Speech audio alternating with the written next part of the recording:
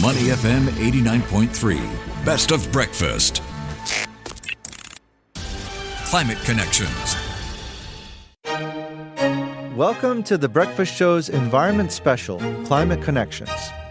From the high seas to nesting beaches, sea turtles migrate thousands of miles in their lifetime. For example, the Leatherback turtle can travel some 16,000 kilometers or even more across the Pacific Ocean each year.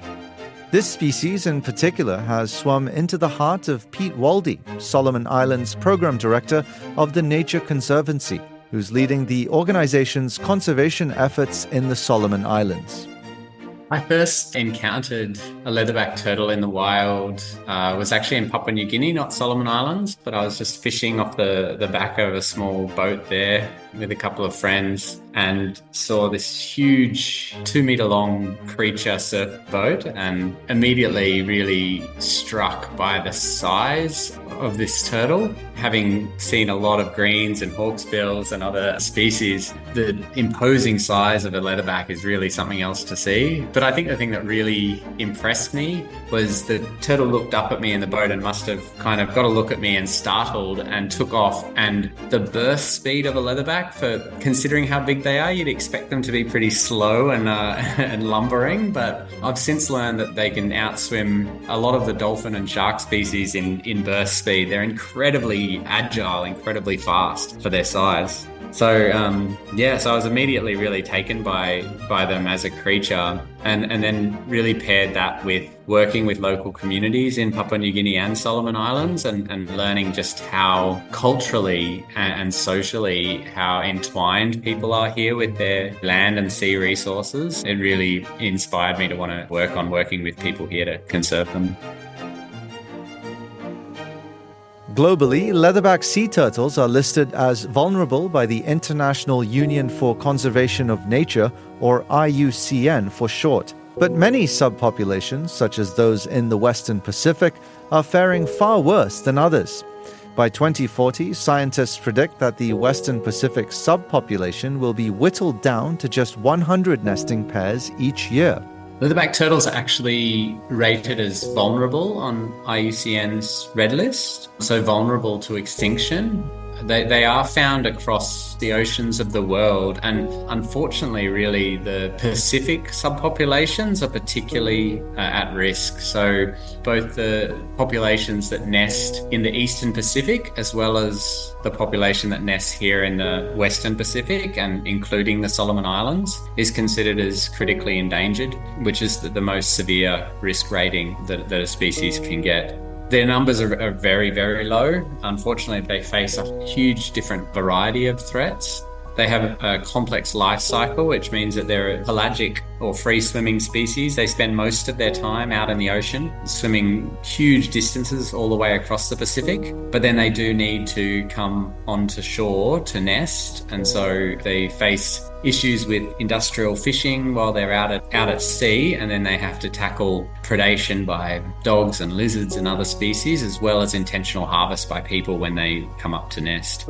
You layer on top of that as well the increasing effects of climate change, and they really are facing some serious difficulties to continue. But to protect these turtles, conservationists like Pete need more data to better understand things like where they go while they're out at sea, as well as breeding and nesting patterns. We've had some really fantastic support from funding partners, including NOAA in the US, and that's allowed us to attach satellite trackers to 22, I believe we're up to now, leatherbacks as they've come up to nest here in the Solomons. It's been a really interesting picture. You'd expect anything that, grows to 2 meters and can weigh half a ton, you'd expect them to be pretty well known how they move around and use their space.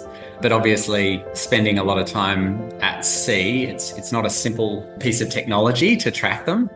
And so we've been lucky enough to put about 22 of these out on turtles, and it's been quite interesting. The first batch that we put out during the peak nesting season here in Solomons, which is kind of November, December, January, and about 10 of those tagged, pretty much all of them headed due south after they finished nesting in the Solomons. So they nest maybe 5 or 6 times over the period of a couple of months.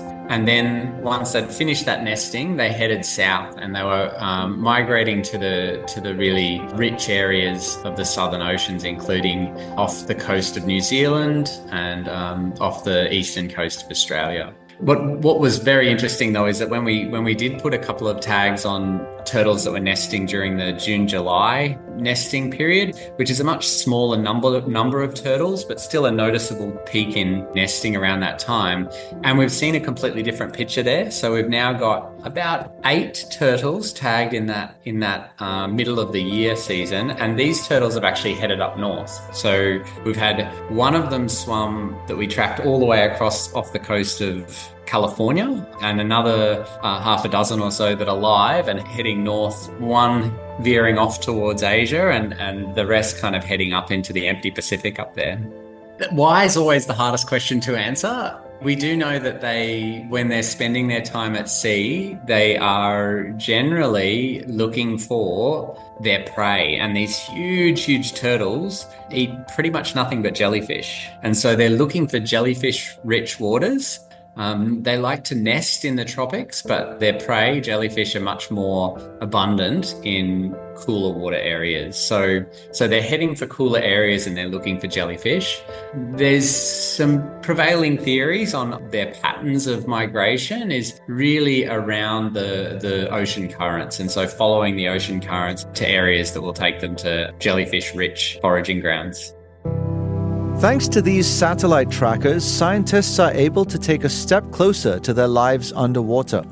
One leatherback turtle that was tagged back in December 2023 and nicknamed Uke Sasakolo was recorded to have dived at least 1,344 meters below the ocean's surface, a depth equivalent to that reached by US Navy submarines. All these are part of leatherback turtle monitoring efforts that have resumed at Sasakolo since 2021 by rangers trained by the Nature Conservancy. And in fact, in a first for the Solomon Islands, women rangers have joined this monitoring program. This is actually one of the parts of this work that I'm most proud of. It's been really inspirational to see both fantastic members of the Nature Conservancy's team here, as well as our partners across the board in Solomon Islands, to see them really pushing forward on this forefront of equality for within our conservation work. So in late 2021, we were able to work with our partners to train the Solomon Islands' first women rangers at the turtle nesting sites in Isabel Province here.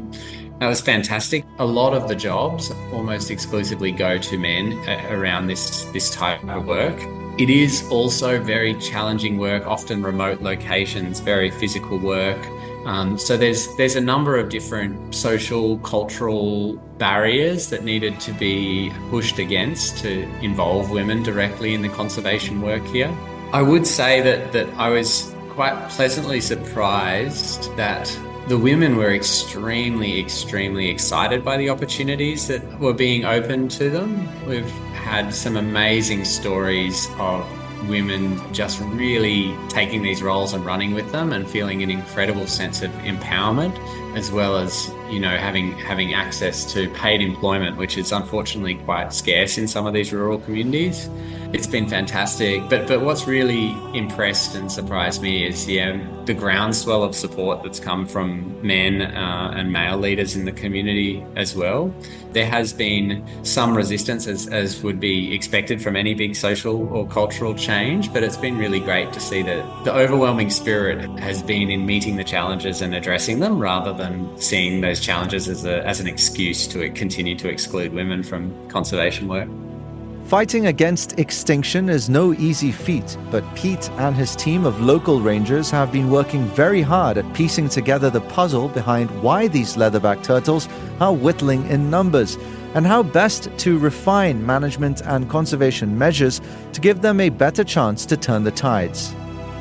The real concern for leatherbacks is around their nesting behaviour, because of course with anthropogenic climate change, we're seeing an increase in the frequency and the severity of storm events, as well as rising sea levels. And that combination is making the nesting areas that leatherbacks have to go and lay their eggs increasingly at risk. So, for example, one of the sites that we're partnering with the community and Solomon Islands government to protect, we have rangers, men and women walking the beaches there and patrolling, protecting the leatherbacks from threats when they come up to nests, as well as protecting the nests that they lay. And we've found increasingly year on year that the rangers need to relocate more and more of those nests from where they're originally laid up behind and up higher than the high tide mark. I think the last nesting season, the rangers have had to relocate pretty much every single nest that's been laid there as the sea level rises and those storm surges, particularly around December and January, start to really hit that beach hard. So we're really reaching a state now where some of these key nesting beaches just would not be producing any hatchlings except for the active work that the rangers are doing there. So currently we're working with some rangers at some of our sites to see how we can improve the survival rate. So the proportion of eggs that are laid, making it to that hatchling stage out at sea. So we're investigating all kinds of different things, but basically trying to moderate the sand temperature around those nests to ensure that as many hatchlings as we can see make it out into the ocean.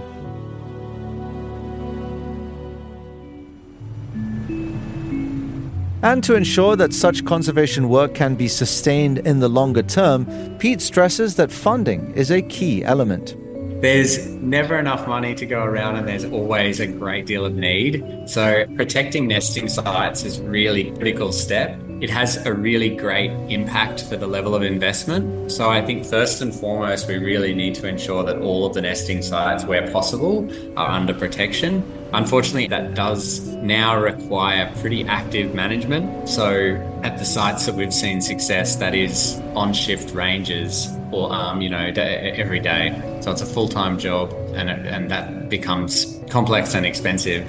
I would say that that's also just the first low-hanging fruit. Then you start looking at some of those ongoing challenges, including fisheries reform, where we're working with some partners to model the migration patterns of these leatherbacks to try to better help industrial fishing fleets to avoid catching them as bycatch. There's all kinds of levels that you can try to address the threats at. I'd say that what we really need to see is a concerted and steady push of funding. We don't need short, sharp bursts of funding. We need a committed, decades-long funding to really continue to ensure the survival of this species. Our funding partner, NOAA, they have been incredible for that exact reason. They've been funding our work in the Solomon Islands for more than 5 years now and continue to do so. And that's really allowed us to build in the type of management, including training rangers, continuing to support rangers on the ground, getting women rangers onto the beaches, which has been amazing. And that's all been possible with their ongoing help. That was Climate Connections on Money FM 89.3. To listen to more great interviews, download our podcasts at audio.sg or download the audio app. That's AWEDIO, audio at the App Store and Google Play.